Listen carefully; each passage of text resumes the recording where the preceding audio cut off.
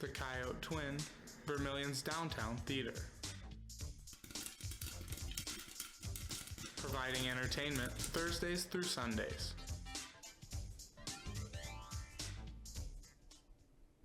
Tonight, USD students spent the night following election results. We'll have that and more coming up. Coyote News starts right now.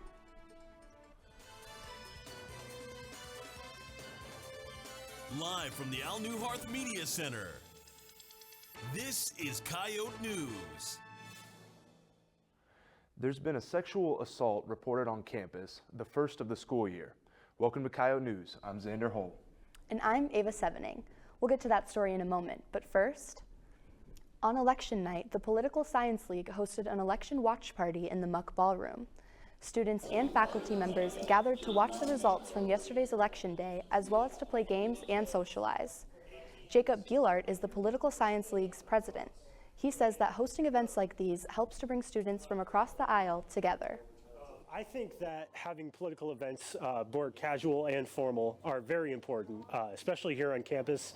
You know, we're all kids.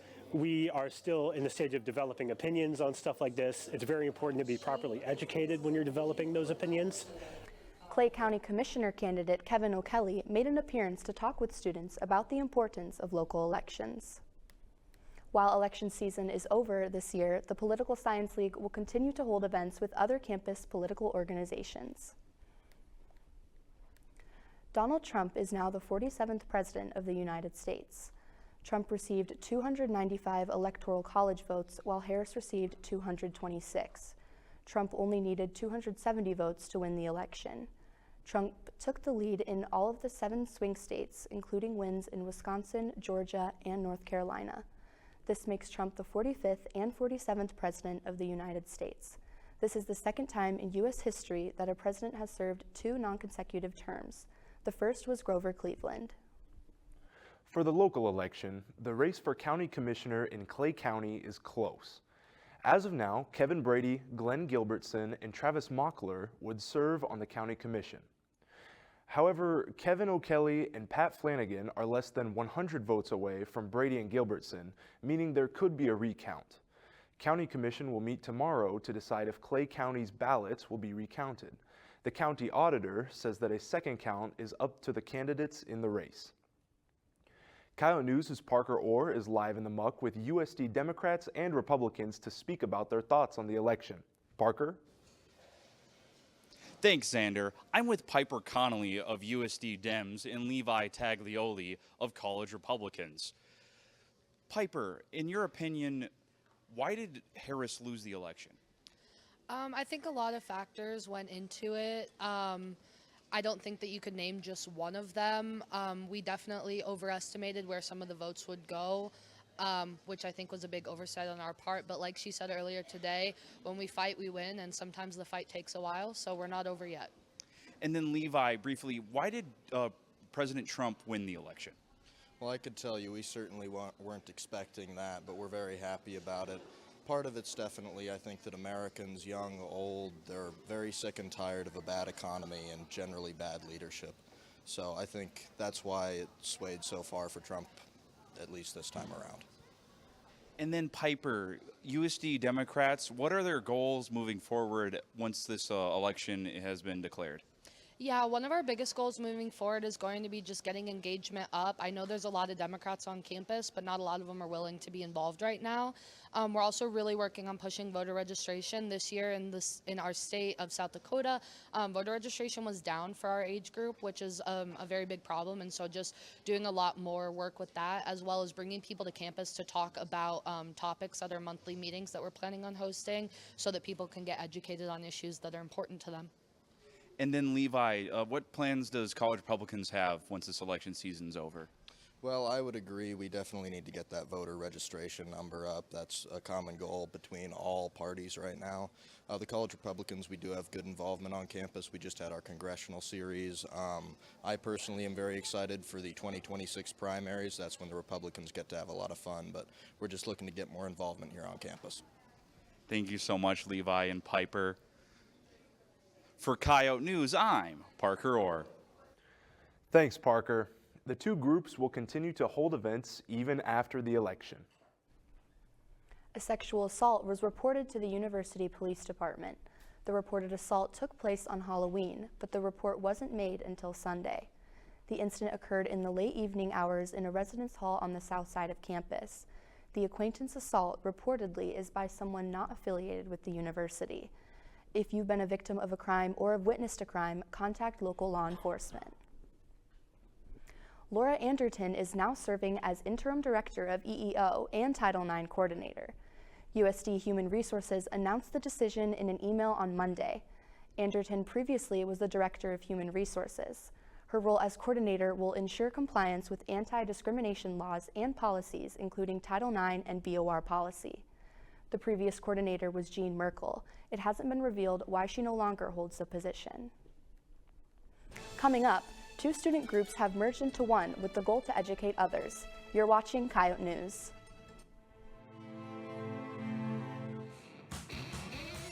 The University of South Dakota's Department of Media and Journalism. You're never gonna know. Fostering students' talent and creativity through the art of filmmaking. Share your stories. Bring your ideas to life.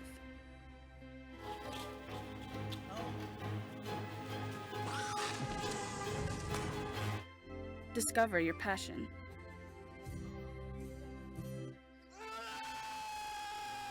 Find your voice. This is Coyote News.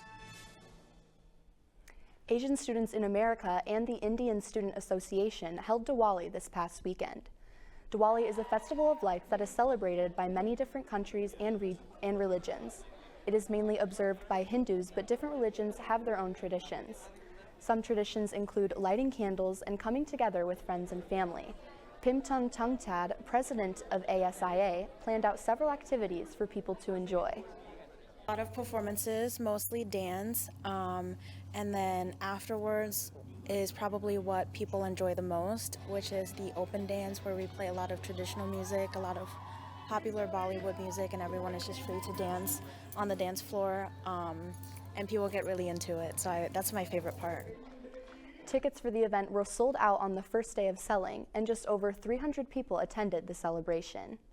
Diwali is one of the many events that both ASIA and ISA host each year, and there will be more to follow. November is recognized as Native American Heritage Month. In honor of the month, Teoshpe Student Council is holding a Spirit Week. Today was Wear Your Ribbon Skirt or Shirt Day. Tomorrow is Braid Day, and to end the week, Friday is Wear Orange or Red. The organization's also holding karaoke night tonight in the Muck Ballroom beginning at 6 o'clock.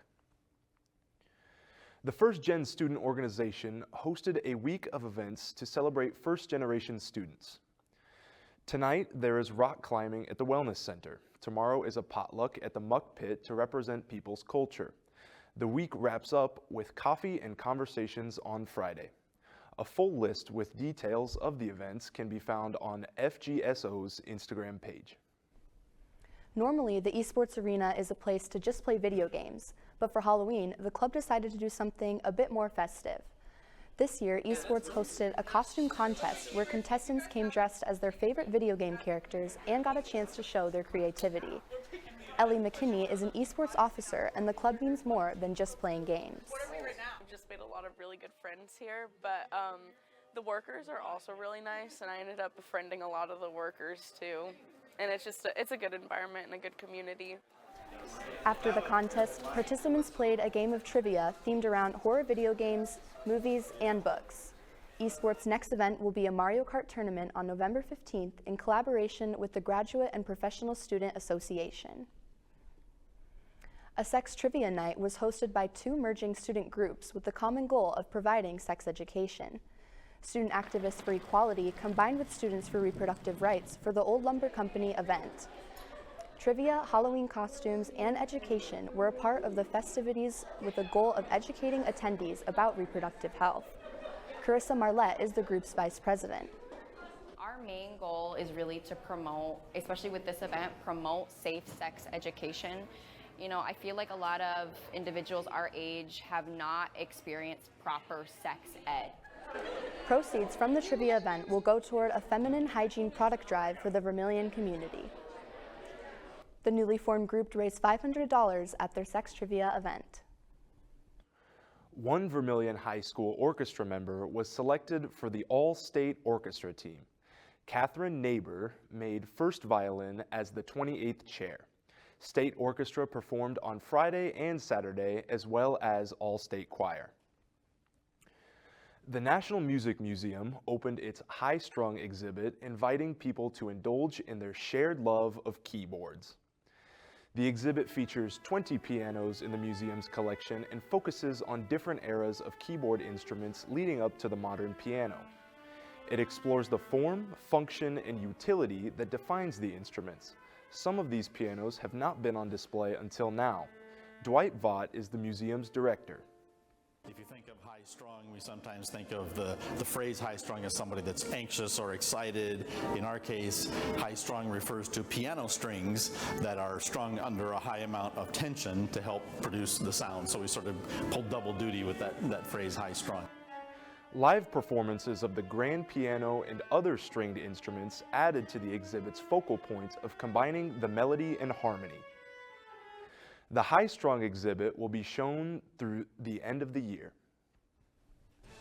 Next on Coyote Sports, the basketball teams start their season at home. And the volleyball team picks up a senior day victory.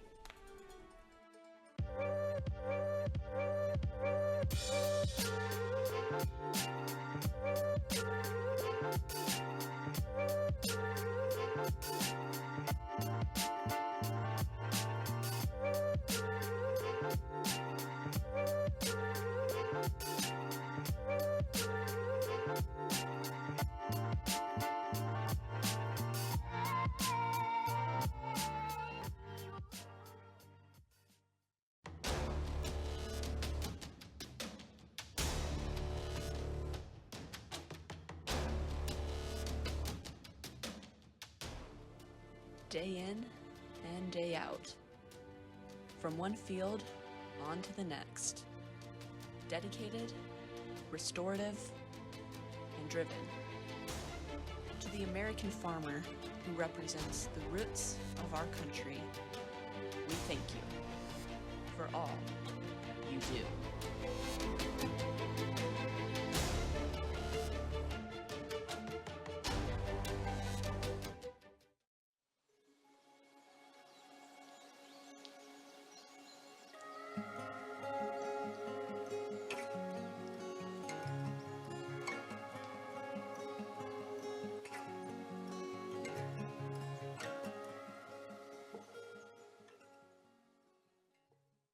This is Coyote News.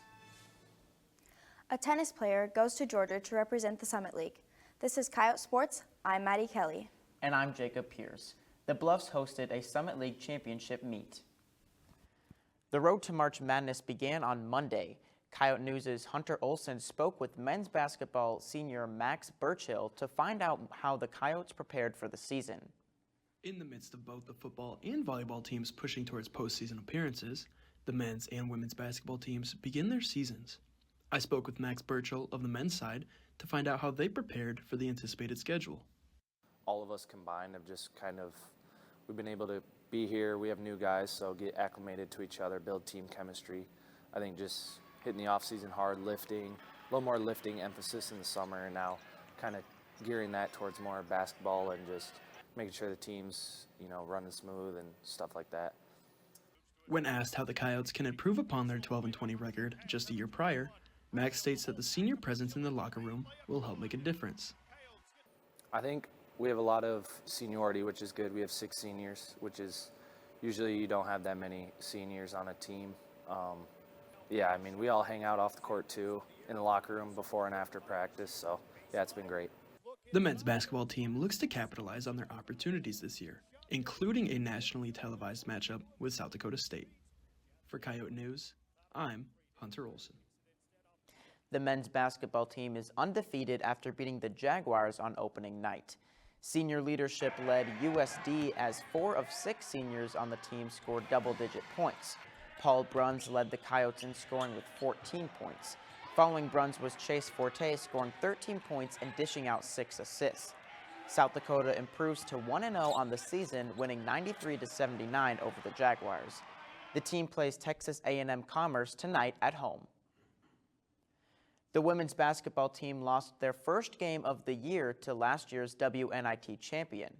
USD was down 11 at halftime to St. Louis and came back in the second half to take the game to overtime, tied at 71. In overtime, the Billikens beat the Coyotes 85-83. Grace Larkins led South Dakota with 27 points and 13 rebounds. The Carrie Amy era of basketball starts with a loss despite being 7-1 in home openers at the SCSC. The team heads to Colorado to play Air Force on Friday. The volleyball team beat Oral Roberts in a sweep on Senior Day.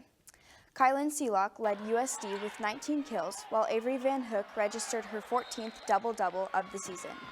The South Dakota seniors were honored following the conclusion of the match. Seniors include Seelock, Cheyenne Hullady, Kiana Linwood, Barrett Power, and Elena Wolf. This is the 3rd straight sweep victory on Senior Day for USD and the 2nd straight peak performer of the week for Cameron Ferris after 36 digs in 2 games. The Coyotes are on 4-game winning streak now as they face North Dakota State tomorrow night. Switching sports, Coyote News' Maggie Bishop is live in the muck with an esports club player to talk about the latest action in the esports arena. Maggie? Thanks, Maddie. I'm here with Luke Sowers from Esports. So, Luke, what is the Extra Life live stream? It's a 24-hour charity stream where we're going to be doing a variety of events and games where we're just going to fill time, and all the donations and proceeds are going to go to the Sioux Falls Children's Hospital, so Sanford, yeah. And do you play any games during the live stream? Yeah, I'll play a couple games, and I'm an officer, so we'll also have some like fun events, like we're gonna play some poker, we're gonna have like some soda tests, but yeah, I'll play a couple games. And what goes into being an officer? It's just like keeping the club going, keeping like just a bunch of different duties to, promote it, keep the club going, maintain funds and everything. So. And how do you practice for something like esports? Well, we'll just have like practices about once every week, maybe twice a week, where we'll practice for 2 hours with our team, and then we'll play in matches against other teams in other schools. Thanks for being here with us today, Luke. Here for Coyote News, I'm Maggie Bishop. Thanks, Maggie. The Extra Life live stream can be found on Twitch beginning at midnight on Friday. When it comes to sports, fans play a massive role in the environment of the athletes. South Dakota is making that role more prominent for student superfans, Coyote Crazies. Coyote News' Gunnar Troyan takes a look at their news stomping grounds. This year, the student section for volleyball and basketball was moved to behind the opposing team's bench. Vice President of the Coyote Crazies, Tanner Warwick, talked about the change for the Crazies. So the student section was moved in the first place because we wanted more students to come and join us at the games. We were originally behind each team when they were on the court. I didn't really care to sit on the benches because they couldn't lay back and get support, so we really moved it to have the support of the seat backs. Then he talked about how this has impacted games. I think this is a huge impact. Primarily, we have had more students come to the games and get involved. We also are right behind the opposing team when they're on the bench, so we can really get loud and interfere with what they're doing. We always are mindful of what we're saying, so we're never negative towards them, so we're always good sportsmen about it. So Schools like UCLA, Oklahoma, Iowa State, and Duke have made this new student section popular before USD took to the change. For Coyote News, I'm Gunnar Troyan. Watch for the Coyote Crazies at the USD sporting events cheering on their Coyotes. Two-time All-Summit League first-team tennis player Bia Havlikova has been selected to represent the Summit League. After a 7-4 singles record in the fall, including a win in the ITA Regionals, Havlikova heads to Rome, Georgia this weekend for the ITA Conference Masters Championships. With 55 wins, Havlikova ranks 5th at South Dakota and will look to improve on that mark in the 32-person tournament. The Coyotes finished their fall conference season while hosting the Cross Country Summit League Championships at the Bluffs, finishing in the top 4 in both men's and women's. Madison Bauer led the South Dakota women, finishing 6th and earning first All-Summit for the second time in her career. The women's team finished 4th overall after losing a tiebreaker to St. Thomas. The men's team finished 3rd with 100 points as Nathaniel Keefley and Isaac Ochuye both earned second team All-Summit, finishing in 10th and 14th. The teams move on to NCAA Midwest Regional next as they look to qualify for the national championships. The men's and women's swim and dive teams finished runner-up in the Husky Invitational. The men's team finished second behind St. Cloud State and beat SDSU, while the women's team fell to Northern Iowa. The Coyotes picked up 10 individual victories over the two-day meet, split by 9 different swimmers. Nick Rounds picked up his first career Summit League Peaks Swimmer of the Week after winning the 50-meter free sprint in a time of 20.74, clocking the best Summit League time this year. The teams return to the pool later this month for their final fall competition. The soccer team dropped a first-round game against in-state rival South Dakota State. The Coyotes scored first in the 53rd minute, with Brooklyn Bordson scoring her first goal of her career. The Jackrabbits tied the game in the 86th minute, taking the match to overtime. Neither team scores in the first OT, so a second period was played. SDSU scored in just 16 seconds to win the match. For a second year in a row, USD made the Summit League playoffs, but dropped their first round game. The women's triathlon team is gearing up for the Collegiate National Championship in Clearmont, Florida this weekend. After 3 competitions and qualifying as a team to compete, the athletes are ready to get underway. Ella Paris will be participating in the competition for USD and aims to perform well after a season of preparation. It's going to be really, really competitive this year with 3 different waves, filling up to 75 girls each. I'd say that it could possibly be the fastest race that has ever been within the NCAA. As a sport, triathlon continues to grow on college campuses, and the Coyotes are competing against the best teams in the nation. The team aims to improve on an 8th place finish at the national championships from last year. The Summit League is honoring a former USD national champion pole vaulter, Bethany Buell-Fursick. 5-time All-American and Summit League champion, Fursick is one of the 4 honorees in the Summit League 2024 Hall of Fame class. Fursick was the first USD D1 national champion pole vaulter in 2013. She is also the first Coyote to enter the Summit League Hall of Fame. That's it for Coyote Sports. When we come back, we ask students when to start celebrating Christmas. Stay with us.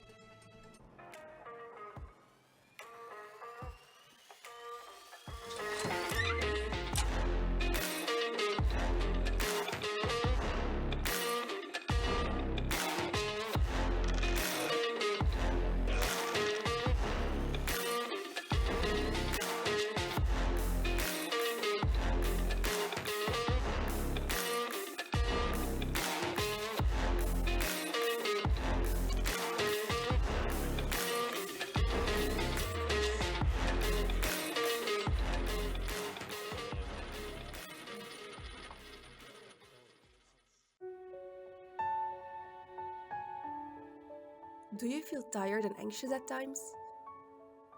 Do you feel like you can't focus on your school assignments? Exercising might be your solution. It helps you feel less anxious and gloomy. You can relax better and you suffer less from stress. You will get more energy, sleep better, and find it less difficult to remember all your courses. So move your body and be your own change. This is Coyote News. Watch out, Moodang. Haggis is here to overthrow the viral sensation. The Edinburgh Zoo started a cuteness contest between Thailand Zoo's Moodang and their newborn pygmy hippo, Haggis. There is more in common between the hippos other than both being female calves of the same endangered species. They are also named for meat products. Haggis is the national dish of Scotland, and Moodang is a type of meatball that means bouncy pork in Thai. After using Mudang's fame to draw attention to haggis, the zoo apologized for creating a rivalry. In a post, the zoo said, "There is space in this world for 2 beautiful pygmy hippo divas, and we should celebrate them all." When it comes to those early morning classes, most students need a way to wake themselves up. We asked RX followers what's their go-to caffeinated beverage. What's yours, Ava? I'm a coffee drinker. I probably have coffee almost every day. How about you? I'm the same way, but just with energy drinks. Like, it's not healthy for me, but they taste so good. Let's see what they had to say. Ah, gotcha, Coffee. gotcha. Yes, pumpkin spice latte does sound pretty good right now. Follow our X page for more weekly polls. There's a debate over whether or not people should just skip Thanksgiving and go straight to Christmas. We asked students when people should begin celebrating Christmas. Here's what they had to say. I think the best time is December 1st. The best time to do Christmas is I'd say a week before. The day after Halloween. December 1st. December 20th. Thanksgiving. The day after Thanksgiving. I would say probably around first snowfall. That's what I'd say. Middle of November. I would say probably December 1st. November 29th. December, once it kind of snows, start celebrating. Right after Thanksgiving, I think. Now. I would say November 1st, right after Halloween. It's perfect. Black Friday. November 1st. Best time to do it, you gotta wait at least till Thanksgiving, but you can start eating the Little Debbie trees right now, as soon as they're in Walmart. That's the best time. See, I like to start as early as possible. I think November 1st, that's the way to go. What about you guys? Yeah, I get that. I just think we should maybe add a couple more weeks just to kind of, set the mood. I say after Thanksgiving. Yeah. I'd have to agree with that. That's all for Coyote News. Pick up the Volant tomorrow morning for a look at accessibility updates made to Danforth Chapel. Listen to 91.1 for news updates throughout the week and for coverage of your USD sports. Don't forget to follow our social media pages for daily updates and the weekly poll. Have a great night.